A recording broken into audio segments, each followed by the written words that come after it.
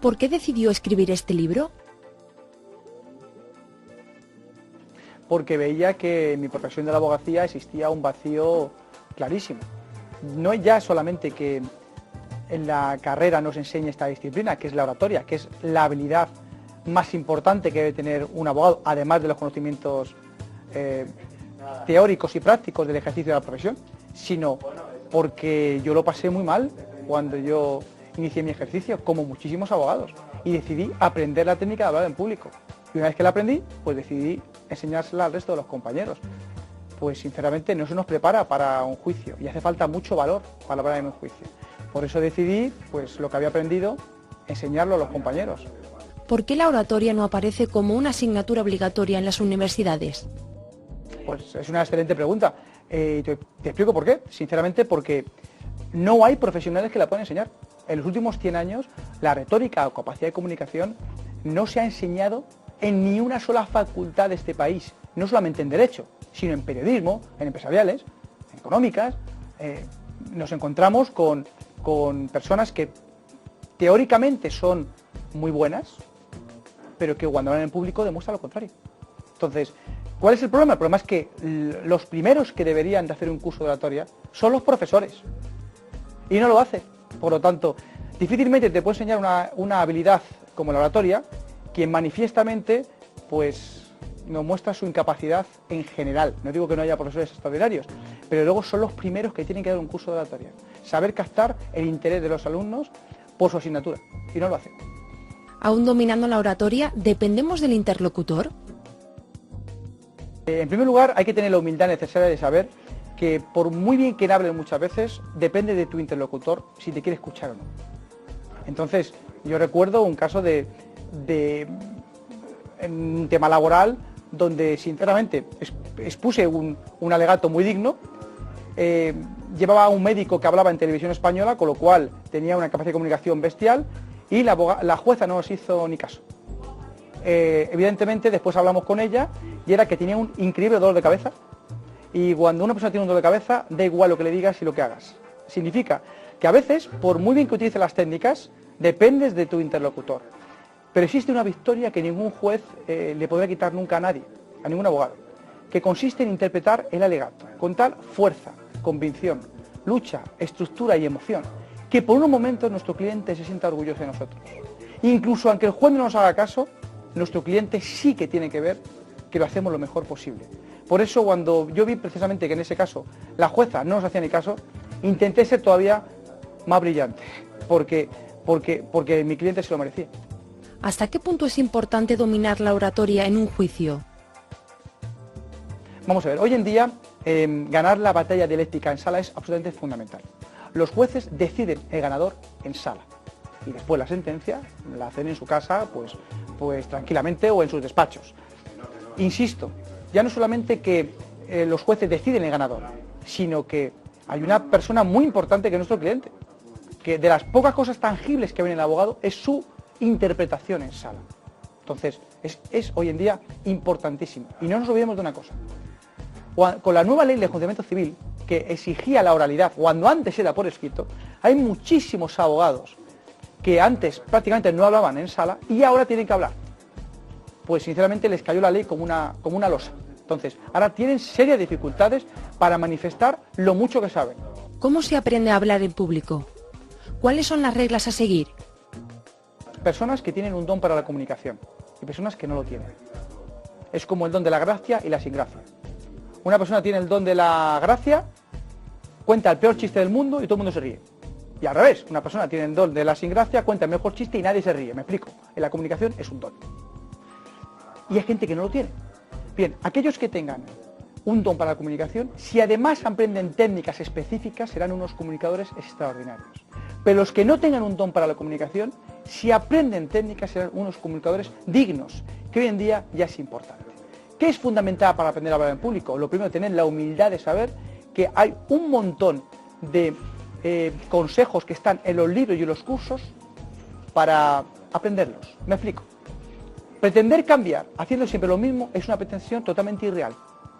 Se cambia leyendo buenos libros, haciendo buenos cursos o teniendo buenos amigos que te aconsejen un montón de cosas. Entonces, ¿qué ocurre? Que el profesional piensa que es como el vino, que a medida que pasan los años va mejorando en comunicación, y es mentira. Y es mentira porque todos tenemos a gente que da 1000 conferencias y que dan auténticos ladrillazos, lo cual significa que con el paso de los años no han aprendido absolutamente nada en comunicación. Este libro implica mucha psicología. ¿Cómo ha aprendido a conocer también la comunicación no verbal? Insisto, teniendo la humildad de saber que estas técnicas se aprenden. Pero se aprenden ¿cómo? Pues leyendo buenos manuales o asistiendo a buenos cursos. Es curioso porque cuando un abogado, por ejemplo, va a la casa del libro, por decir un ejemplo, y ve un montón de libros de hablar en público, en el fondo pasa de largo, porque piensa que como es abogado, ¿para qué lo va a leer? Cuando ve un montón de libros de negociación, pasa de largo, pero como es abogado, ¿para qué? Si ya lo sé. Dicho de esta forma, se piensa que por el mero hecho de tener una profesión como abogado, uno adquiere automáticamente unas habilidades. Es mentira. Las adquiere leyendo buenos manuales y haciendo buenos cursos. ¿Qué creo? ¿Qué tiene que hacer? Pues eso, leer. ¿Cuáles son los errores más comunes que ha visto en las salas? Que he visto y que he cometido. Vamos a partir de que los primeros 3 años cometí todos los errores del mundo en comunicación. Es lo que me hizo ver que necesitaba aprender técnicas para llegar mucho mejor al juez y gustar mucho más a nuestros clientes. Bueno, vamos a ver. En primer lugar, la monotonía del discurso. Un alegato, cuando un abogado está en sala, tiene que vivirlo. La abogacía es un oficio de alma caliente, no es de alma fría. Y si yo no soy capaz de hacerle ver al juez y sentir lo que mi cliente quiere, el juez no lo va a sentir por mí. Entonces, en primer lugar, evitar la monotonía del discurso. En segundo lugar, enfatizar las palabras más importantes. Después, el lenguaje no verbal es fundamental. Si decimos una cosa y nuestro lenguaje verbal dice otra, en concreto, no los jueces, sino las juezas, siempre van al lenguaje no verbal. Lo cual significa que es muy importante que si estamos demostrando cierta vehemencia, que también los gestos acompañen precisamente esa vehemencia, o lo contrario. ¿Qué se entiende por simpatía procesal? La primera impresión es absolutamente fundamental en muchos casos. Entonces, todos sabemos que cuando caemos bien a una persona, tenemos crédito, lo que decimos tiende a gustar más, nos hacen más caso. Pues bien, cuando un abogado entra en sala, debe de intentar conseguir la simpatía procesal del juez, que es que la primera impresión sea positiva. ¿Para qué? Para que precisamente le hagan más caso a lo que está diciendo, para que haya mejor predisposición. Y le diré algo. Todo abogado ha sentido, no una, sino muchas veces en su vida, simpatía procesal. Y es que uno no sabe por qué, pero el juez tiende a hacerle más caso, tiende a haber una mejor predisposición hacia él, pero también existe la antipatía procesal. Y es precisamente todo lo contrario. También le diré que, sinceramente, la simpatía procesal no solamente depende de una persona. Le voy a poner un ejemplo. Si yo entro en sala y a la jueza le recuerdo a un novio que le estuvo haciendo la vida imposible durante 4 años, le puedo garantizar que le voy a caer mal. Eso sí, si entro con una ligera sonrisa, con un gesto amable, lo podré atenuar, pero que le caigo mal no tenga la menor duda. ¿Por qué en su libro se centra en sala y en la comunidad de propietarios? Bueno, yo diría que el foro más difícil donde una profesional tiene que hablar es una comunidad de propietarios. Creo que después de la Segunda Guerra Mundial es lo peor que hay. Todos las envidias. Crees que tu vecino es amigo tuyo y de repente en una junta de vecinos se convierte en tu peor enemigo. Y además hay algo fundamental, y es que en todas las comunidades de vecinos hay un pejiguero. Y el pejiguero es el que se encarga de dinamitar las juntas y hacer la vida imposible a la persona que va a hablar. Bueno, pues hay técnicas para controlarle, ¿vale? Y entonces considero que el abogado cada vez tiene que hablar más ante una comunidad de propietarios, porque la comunidad de propietarios le exige que esté presente. ¿Y cómo se le exige? Pues tiene que demostrar que además de ser bueno, pues demuestra que sabe, pero además tiene que controlarla, porque si no es un auténtico gallinero. ¿A qué se le llama zona cómoda? Pues mira, la zona cómoda es sencillo, es la verdadera enfermedad de la falta o ausencia de comunicación. Y es el temor a lo que la gente pueda decir u opinar. Cualquier alumno de la facultad ha estado seguramente en su zona cómoda durante 5 años. No se ha movido de su sitio ni ha preguntado nunca en clase. Está en su zona de comodidad.